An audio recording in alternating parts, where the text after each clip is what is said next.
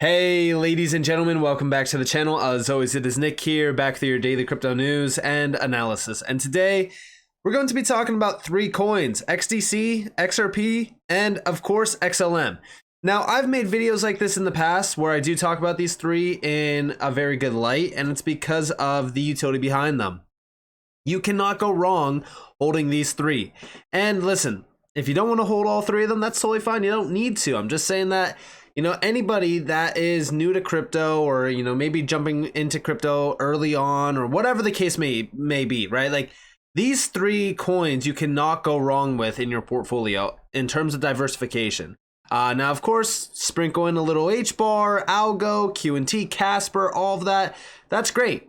I've always talked about my number one holding. My number one holding is Casper in terms of value, but I still do hold XDC, XRP, XLM, and even HBAR, Algo, QNT, a few other ones. I'm extremely diversified, but it's because I've been around for a while in this space, so I have had the time to accumulate a lot of these other gems. But as we do look at XDC, for an example, right? Like, so far this year, it has had a monstrous year. I've been looking at this and I've been waiting to see if we can buy back at about roughly 4.5 cents to about 5 cents. I think that that's going to be the big area of accumulation for XDC. If we look at the all-time chart, you can see exactly why. So like anywhere between like 4.5 cents to about 5 cents, it's going to be the big moment to really kind of see if it's going to hold this support zone or not. Anywhere between 4 to 5 cents is perfect for me, especially for the long-term road ahead. But we were really kind of accumulating this heavy back in 2022 because it was like, listen, it's a gem. All of these tokens are gems. XRP, right, this year has had a great year. If we go back to the year chart on all three of these, like if you have been accumulating since 2022, then guess what? You are very happy about this. And when I say 2022, I mean like the summertime all the way into like the winter time. You are probably celebrating all three of these coins. But listen, the truth is that this is just the beginning. And as we look at XRP, I've said it, like I'm looking to accumulate this thing anywhere between, if we can see it, like 53 to 56 cents, possibly 58 cents. If we do hold the 62 cent zone, 62 cents is probably going to be the big area to buy XRP. And also with XLM, right? Like XLM, I've been looking at this one, and it's very similar to like XRP, right? Like I talk about these two quite a bit. Like 13 cents, big support zone. Big support zone for 13 cents, all the way down to about like roughly 10 cents. So 10 to 13 cents on XLM. On XRP, I'm looking to see if we can get to that 58 cent zone to start really kind of buying in, but we might not get it. On XDC, it's about roughly 4 to 5 cents. Now let's talk about these three, because I did make a tweet over on Twitter yesterday, and it blew up. Had well over 1,000 plus likes. You guys absolutely killed it. If you guys are not following me over on Twitter, I highly suggest you do. I also post a ton of great information over there at Ncash Official. And I said that the main reason why I hold XRP, XLM, and XDC is because I have done enough research to know just how big these three will be by themselves. Let's talk about what I have learned from my research. With XRP, it's a fundamental asset for a future dominated by digital assets, tokenized central bank reserves, commercial stablecoins, and essentially anything of digital value. A pillar for digital global payments network that could dwarf any global traditional network, streamlining the efficiency of cross-border payment and value movement, spotlighted by major organizations like the IMF, the World Bank, the BIS, and various others. And then, of course, XLM, a key player in the facilitation of value movement similar to XRP. The way I view these two is XRP is more for B2B money transfers, while XLM is more for P2P. Stellar is creating the most seamless on/off ramp to mass retail adoption through crypto native network/assets. XLM is also spotlighted in similar fashion to XRP with the likes of similar organizations. And then, of course, we have XDC, ushering a $19 trillion asset class into the digital age. Trade finance has been ripe for disruption, but digital innovations have failed due to high cost. DLT and blockchain have opened the door of opportunity for the first time in history. XinFin is creating a network of networks through platforms like TradeFinix that are exposed to networks like Swift. Not to mention, they are already collaborating / a part of the DSI, the TFDI, the ITFA, the DNI. The ICC has also recognized the significance behind XDC and XinFin.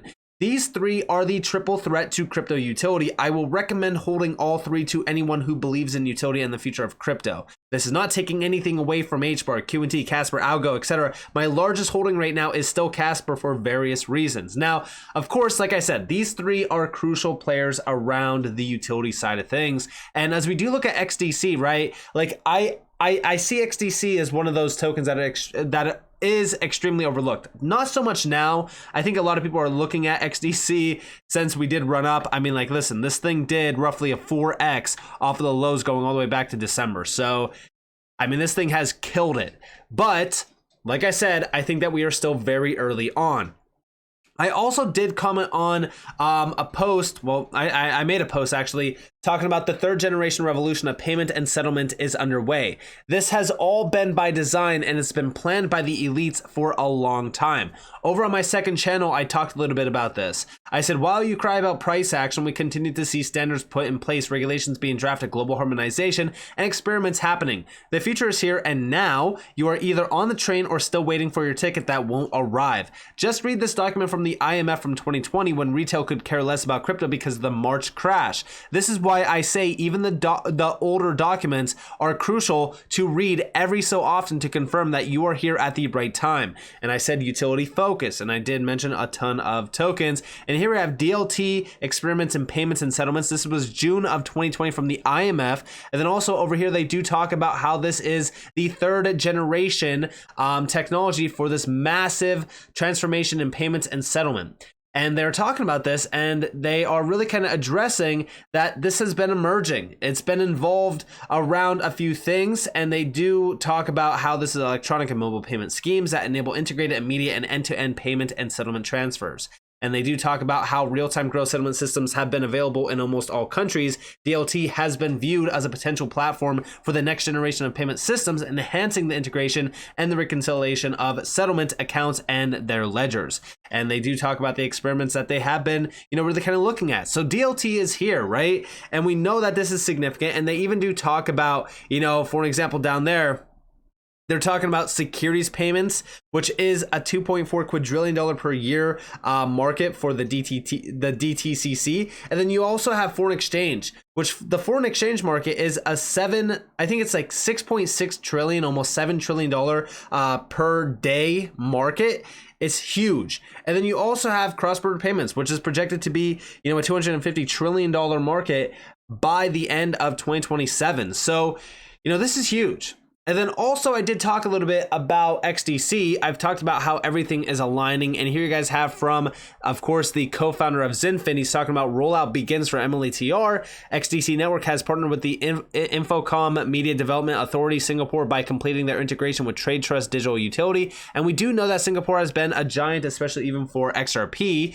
And I said, rollout begins for MLETR. XDC is now one of the most bullish tokens in the space. We have been researching / watching this project grow for over 2 years now, and it has been extremely exciting. Everything is aligning for mass adoption of this technology. I kept saying that trade finance will be one of the first markets to realize the value of blockchain / DLT since it lacked any innovation changes in the last few decades. Many of these markets are / were ripe for disruption, and it is now officially starting. The age of utility is upon us, and I'm so damn happy to be holding XDC. Welcome to the future of trade finance. And yeah, like this is all happening, and it's something to really kind of look for, right?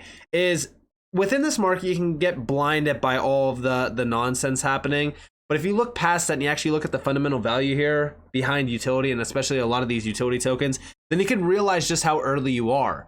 And even over here from the XDC community, we've worked with banks, alternative lenders, and institutional investors over the past 5 years, and a lot of deals have been able to be achieved on the back of the trade finance distribution technology stack powered by Trade Tech and XinFin, or the XDC network. This is from Andre Casterman. This is an ex-Swift employee, by the way, and he worked there for 20 years. So like we know that this market, it's so early. It's so early. And I look at XDC, XRP, and Stellar, and I'm just like, these could definitely be future $500 billion to $1 trillion assets.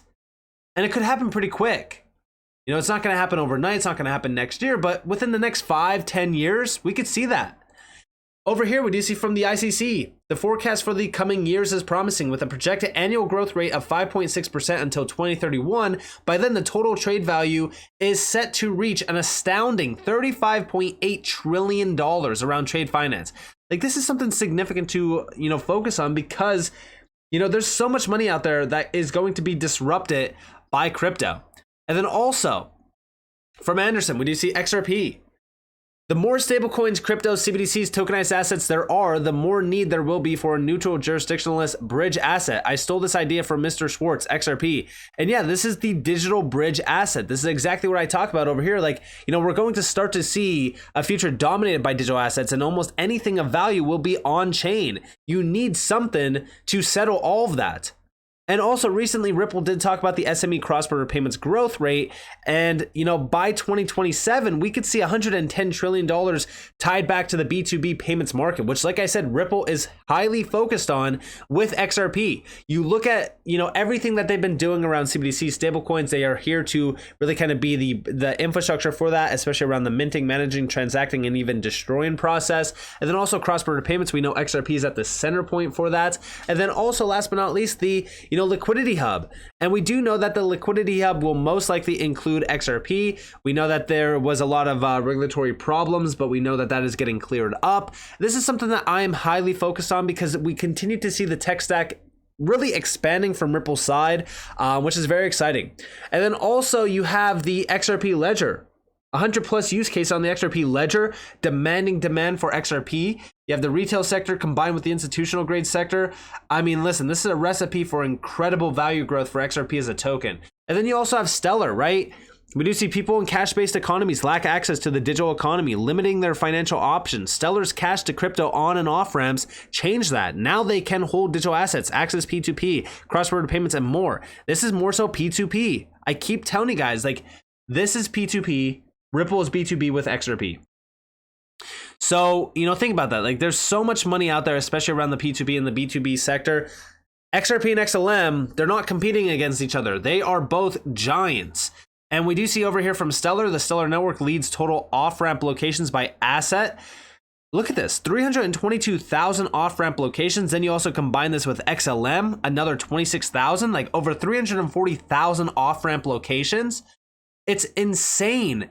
And they continue to expand rapidly. Look at this from Stellar.org. USDC on the Stellar network is now available on Lemon app. They continue to expand within major areas for low cost transactions, near instant speeds. This is all for the P2P market. From sending borderless P2P payments to accessing a digital store of value, USDC on Stellar powers 24/7 access to payments and financial services.